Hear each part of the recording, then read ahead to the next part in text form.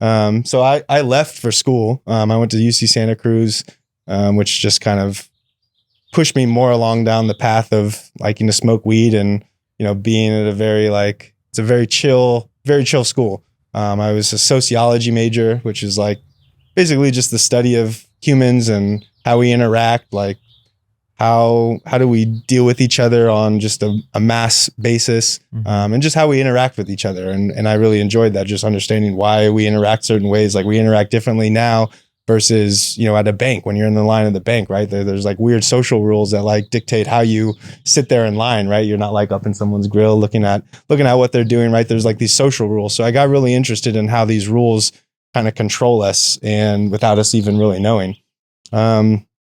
Then from there, my dad obviously hated that I was going to do sociology because like, what am I going to do with my life after that? And through my research, I was like, oh, what about being a lawyer? So I took the LSATs, did pretty well, sent out some applications, got some scholarships. So I got a scholarship to USF, San Francisco. I went there. And through all this go back a little bit. My first year in Santa Cruz, I went to Coachella. And we went with just a massive group. There was like 40, 50 of us, just different groups, our friend group and their friend group and their friend group. And through that, we met Teddy from Alien Labs. And I think at the time he was just working in like San Francisco doing like tech work. So I don't think he was doing the cannabis. Like we just vibed, we were just, we would go to all the different concerts together, the different venues, go and get food together. So Ted was out raving at Coachella. He was there smoking weed, and doing what his year thing. was this?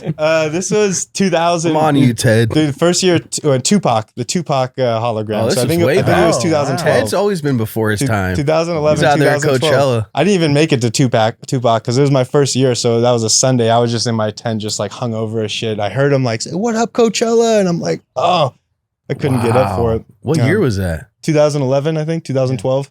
That was my first year at Coachella. It was who? Tupac, the hologram.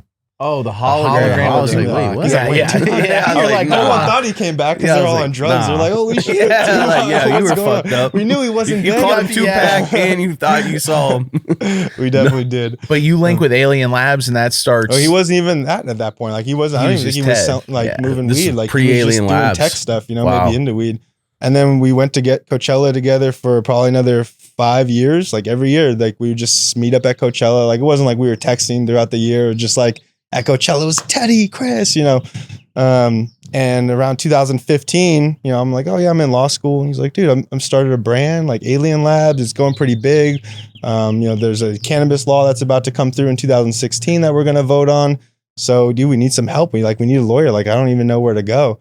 Like, can you figure it out? Can you do it for me? And I was like, okay, like maybe. And at this time when I was in law school, like I didn't even really want to be a lawyer. I didn't like the culture. I didn't really like the people. It's a very cutthroat place where you have to wear this mask of like almost superiority. Like, I don't know if you've hung out with other lawyers, and they got their suits on and their wall of, degrees and stuff. And that's just never who I was. So it was just hard for me to vibe with those people. So I thought I was going to go into teaching or something called social impact bonds, which is, for another time. But Teddy was like, oh, like cannabis needs lawyers. And I was like, I could do that. Like, that sounds cool. So I started Googling it. And this was pre-2016, right? Prop 215 days. And it was a fucking mess. It was just so confusing. There wasn't like it is now where you have this list of regulatory rules that you can just follow. It was just like these like case law you had to follow. And there's this Cole memo from the federal government. And then there's, these different interpretations. And so I was like, I don't even know how to help you right now. So I Googled best marijuana attorney in LA, because when I was going to graduate, I was going to come back to LA, and Eric Shevin popped up. And he's known in the courts as the Jedi. Like he's gone into cases and just like waved his hand, and people have gotten out of, prison with hella packs on them. And then he still gets their weed back somehow. I'm not even sure how that happened, but he was a goat when it comes to like criminal cannabis. So he had that network of all of the traditional market people in there, right? Because he helped them get out of prison. And so when I got there, I told him I really just wanted to do like the business side of it, because it was kind of turning. And at that time, you had to form what was called like a nonprofit cooperative, and you had to get like patient members to sign it. And basically what you were doing was you were creating like this legal fiction that, you'd create this system it's almost like a speeding ticket, right? Like most crimes are you're innocent till you're proven guilty. But with a speeding ticket, like you're essentially guilty. You got to go to court and say, hey, I actually wasn't going that fast. And it was very similar to how the cooperative nonprofit system worked. You'd set up this nonprofit cooperative, you get your patient members and you'd cultivate for them or sell for them. And when the police come, they'd come in and, they'd fucking take down all your plants, get rid of all the money. Some of it made it into evidence, some of it didn't.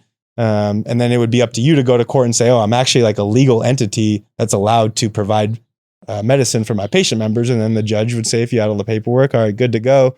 Sorry for that and see you later. You wouldn't get your weed back. You wouldn't get your money back, but you'd at least get away without having a felony. And so that was kind of the start of the system, is kind of setting up these businesses. So at least to provide some protection prior to the legalization, because if you got caught, you got busted with illegal cannabis or, maybe some other thing, you might be kicked out of the industry, because we still didn't really know how the regulations were all going to play out. So I worked there for a couple years. 2016 happened, and we voted on Prop 64, which allowed for all of the. Let me cut in though. Let me cut in. Yeah, top in. So you Google Eric Shevin's name, and then you just say, okay, as soon as I graduate law, or is this you already graduate? And you basically say, I'm going to apply and go in and just try to get a position. Was it as easy as that? Well, I just sent him. They had like a little message me on his thing, and I said, hey, I'm really passionate about the cannabis space. I have friends that are in there. I'm interested, and so. I think Eric knew, he's being in the space that he is. He knew the future, which is the legalization, right? So he knew he had to start 2-3 years earlier, getting that, base work of, okay, I got to educate somebody to understand the rules, to understand where the rules are going so that they can do all this work. So he saw my drive, and so he brought me in. And when I came in, I had, way longer hair than I do now. I was like down to my belly in a suit, just try, and you clean up nice though. Yeah, I try. I do a little bit now, Nice, it's about what's up here. That's what it's about. And he saw my passion. It easy for us to understand. But yeah, he saw your passion and was like, I got to bring this kid in. And then so starts a lot of the hard work, I'm guessing. Well, he's pretty funny. So when I was doing the interview and I was like, okay, I think we want you for the job. We're good. But we're gonna have to drug test you. And in my mind, I'm like, the fuck? Like I'm about to like do this for like cannabis, and he's like, but you got to fail. And I was like, oh, okay, perfect, because I definitely will. He's a great guy. That's actually how I met you. No, yeah, for sure. Yep. I mean, and that's the thing. Like his roots were so deep because he got. I mean, I bet any person you brought onto your show and you ask him if you know who Eric Shevin is, they're like, oh yeah, he got me out of this thing 10 years ago. So he's definitely an OG in the game. And like my first year or two, I didn't even have an office. I had a desk inside his room, and I would just sit there and just listen to him. Wow. I mean, I was doing my own thing, reading regulations, trying to understand that, but just hearing him speak and hearing him, converse with clients and, take on issues and really hear what the client is trying to say of what's wrong here and how to fix that issue and get to the bottom of it. And just learning that skill set was just huge for me. It gave me such a leg up. And then, just growing up with the people that I did, just being in the space that I was, like, these were my people. And so it wasn't at first easy for me to converse with them. So as part of like my intro into the space, and I knew Teddy and I was trying to learn all these things. So I brought Teddy on as a client. I obviously want to bring in more clients and get, more experience. And so we went to the Emerald Cup 2016.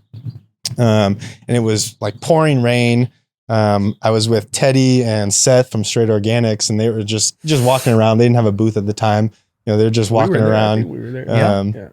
I think at that time it might have still been like you had to been from that county to like actually have a booth. It was like some invite only shit. Yeah. Around a rack. So, but like they would run around though and still like meet people and stuff. And my sociological brain in me, I just thought it was so funny because I'd be rolling in this group with Teddy. It was like me and a couple of the other people who were like helping the grows and all that stuff. And he'd run into some other big wig, like Lance from Blackleaf or Alex from Critical or whoever. And they'd start talking, and then the group would kind of spread out around him. And because like you were like, I felt like I was like his henchman, like we'd get a circle around them while they were like the main people were talking. And then all like the side people would be like talking on the outskirts. And then just from that, Teddy would like bring me in and be like, oh, Chris, this is my lawyer right here, because everyone was talking like, oh, what are you doing for the legal space? How are you getting legal? And he'd be like, oh, my lawyer's right here. So, Teddy opened the door for me real quick, and that's helped me learn a lot more about the psychological mindset of the growers who like created this industry.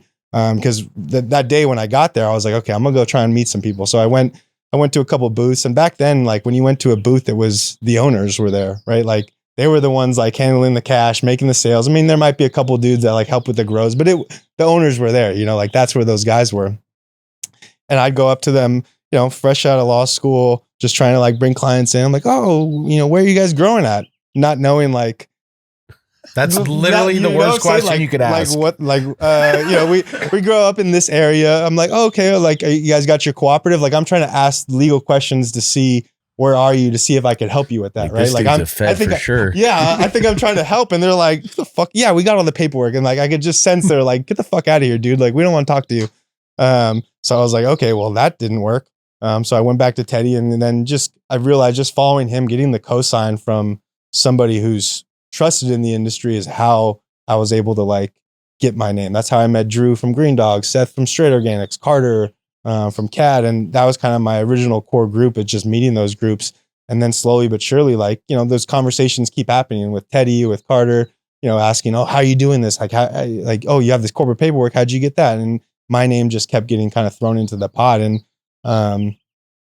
that's how I kind of got my foot into the door. So it was a mixture between Teddy, opening the door into the culture for me and letting me be a part of the industry and quick access. Cause otherwise, like, I'm not having conversations with Ivan from Jungle Boys or Wes from Heavy Hitters or Lance from Black Leaf. Like, I'm just a kid in a suit trying to like talk to these people. Like they gave me that, the cosign that like opened that door and gave me the credence to like have those conversations. And then through Eric, he gave me the practical skills because he had such a deep well.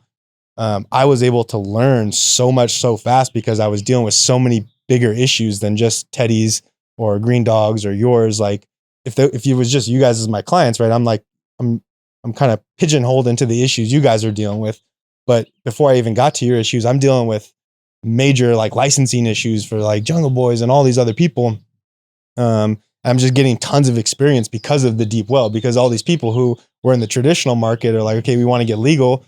Well, the only lawyer we know is Eric, and that dude's legit. So we're going to give him a call. And so it was an easy transition for us at Shevin's to go from criminal law to this corporate business stuff. And I kind of headed that department, doing a lot of licensing deals for about 2 years. And then at a certain point, I just kind of had a long list of clients. I mean, I just had a lot of people that in the space. I was just going to cannabis events, meeting people, my Instagram. And around 2019, October, I was like, I think I could do this on my own. Hey, if you like that video and you want to see more, make sure you hit the like button below and subscribe to the channel. First smoke of the day clip.